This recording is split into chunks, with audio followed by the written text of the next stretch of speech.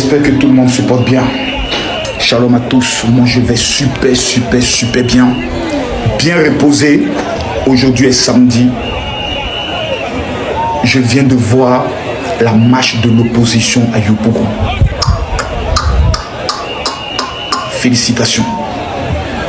Les plus deux grands partis de l'opposition qui ont dirigé la Côte d'Ivoire, l'un pendant plus de 30 ans, le PDCI-RDA, parti fondé par le président Félix Houphouët-Boigny, et l'autre par le président Laurent Gbagbo, qui était premier lors des élections de 2010, a organisé une marche exceptionnelle au niveau de Yopougon, baptisée Trop, c'est trop. Un monde incroyable. Certaines personnes parlent de 40 000 personnes, d'autres parlent de 60 000 personnes, d'autres parlent déjà de 80 000 personnes, mais il faut reconnaître qu'il y a eu du monde. Il y a eu du monde. On va prendre le plus haut chiffre, 80 000 personnes sorties, mobilisées. Même si certaines personnes parlent de 30 000, de 35 000, parce qu'il faut toujours faire le rapport d'une foule en fonction d'un stade rempli et autres, essayer de faire les calculs et autres. Mais déjà, la manifestation s'est bien déroulée. On a vu une mobilisation, on a vu des personnes qui sont sorties pour défendre leur opinion. Et ça, c'est la Côte d'Ivoire qui gagne. Mais vous savez, moi, j'aimerais féliciter une personne dans tout cela. C'est le président Alassane Ouattara. J'aimerais le féliciter et je vais vous dire pourquoi. Dans un passé récent, je ne crois pas que l'opposition aurait pu avoir même une autorisation pour organiser de telles marches.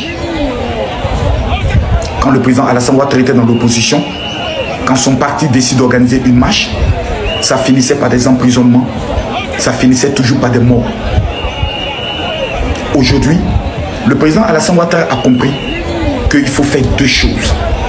Laisser les gens s'exprimer tout en respectant le principe de la paix et laisser les gens manifester. Nous sommes déjà à la deuxième marche organisée. La première marche a été organisée par le PDCI au niveau de Cocody et la deuxième marche a été organisée au niveau de Yopougon, qui est le bastion clé du président Laurent Gbagbo. On dit Yopougon du président Laurent Gbagbo. C'est bien vrai qu'aujourd'hui, le maire de Yopougon est du parti du président Alassane Ouattara, mais il faut reconnaître que Yopougon, c'est le bastion fort du président Laurent Gbagbo. Et voir cette manifestation être organisée au niveau de Yopougon est un symbole fort.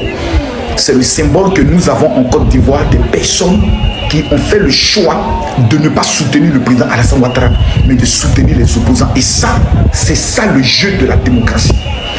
Beaucoup de personnes nous ont fait croire qu'aujourd'hui 9, le ciel allait tomber sur la Côte d'Ivoire. Le président Alassane Ouattara, avec son gouvernement, les forces de défense et de sécurité, pour ne citer que ceux-là, la police et la gendarmerie, ont pu maîtriser l'encadrement de la manifestation sans qu'il y ait des heurts, sans qu'il y ait des blessés et sans qu'il y ait de morts. Excellence, Monsieur le Président Alassane Ouattara, félicitations. Félicitations parce que nous avons vu le ciel qui n'est pas tombé sur la Côte d'Ivoire. Beaucoup de personnes sont en train d'effrayer les Ivoiriens. La manifestation d'aujourd'hui est un signe fort que la Côte d'Ivoire est en train de donner au monde entier. Il y a des pays jusqu'aujourd'hui, même des pays frontaliers, où tous les partis politiques ont été dissous. Toute manifestation de protestation interdite. Dans plusieurs pays dans le monde entier. En Afrique, aucun opposant ne peut organiser une manifestation. En Côte d'Ivoire, on permet que des manifestations et des marches de l'opposition aient lieu. Si ce n'est pas le président Alassane Ouattara, dans son esprit je peux le dire, de bonne gouvernance, c'est des choses qu'on ne peut pas voir. Il y a des présidents, quand ils sont présidents, ils ne veulent même pas qu'on puisse entendre dans leur pays qu'il y a des opposants. Mais le président Alassane Ouattara permet que même les opposants puissent aller dans la commune de Yopougon, qui est la commune la plus populaire de la Côte d'Ivoire, pour leur donner encore plus, parce que c'est là où se trouve la plupart de leurs militants, pour dire, on vous a mis dans votre bastion, organisé, fêté, parlé, dites tout ce que vous voulez, il n'y aura rien. Et cela a été fait aujourd'hui.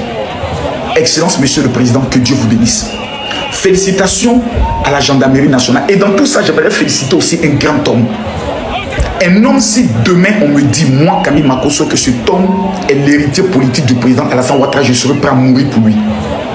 Le ministre d'État, ministre de la Défense, Téné Brahima. Les amis, si aujourd'hui nous on dort sur nos dos, je pourrais le dire, oreillers, sans qu'on ait d'inquiétude, si aujourd'hui il y a des manifestations en Côte d'Ivoire qui sont encadrées, sans qu'il y ait aucune inquiétude, c'est parce que nous avons un ministre sérieux, déterminé à la sécurité, à la surveillance et à la paix au niveau de la Côte d'Ivoire, qu'on appelle le ministre d'État Téné Brahima, frère cadet du président Alassane Ouattara. Quand je les vois, ils me font penser directement à la famille Kennedy, qui était une famille politique, qui a sacrifié leur vie pour les États-Unis d'Amérique.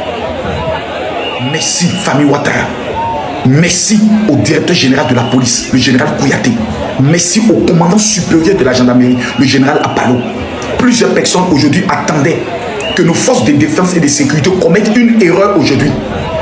Soit cèdent à une provocation, soit tirent dans la foule, ou bien des infiltrés que les gens allaient amener pour essayer de créer des troubles. Mais nous avons assisté à ce qu'on appelle la responsabilité d'un État sérieux qui est la Côte d'Ivoire. Monsieur le Président, nous vous serons éternellement reconnaissants pour ce que vous êtes en train de faire pour ce pays. Que Dieu bénisse aussi les opposants qui ont organisé une marche responsable, qui n'ont pas cassé, qui ont marché et qui ont démontré leur mécontentement par rapport à leurs valeurs. Que la paix soit sur la Côte d'Ivoire. Tous ceux qui sont en train de préparer leur départ pour le Togo, pour le Ghana, pour dire pendant l'octobre, moi je m'en vais au Ghana. Quand vous irez au Ghana, pardonnez. Prenez en même temps vos terres, vos maisons, ne revenez plus. Parce qu'il n'y aura rien en octobre 2025 en Côte d'Ivoire. Aujourd'hui, on est la preuve. Que Dieu bénisse la Côte d'Ivoire. Je vous remercie.